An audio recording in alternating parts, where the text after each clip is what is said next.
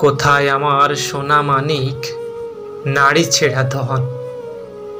এখনো কি শেষ হয়নি তার কোটা আন্দোলন? কত সময় পেরিয়ে গেল, ফিরে এলো না। ফোন কলেও জানতে চাইনি কেমন আছি মা। কখনো সে আমার সাথে এমন করেনি। লম্বা সময় কাছে থেকে দূরে সরেনি। আলোর মাঝেও আধার দেখছি নিজের চারিপাশ।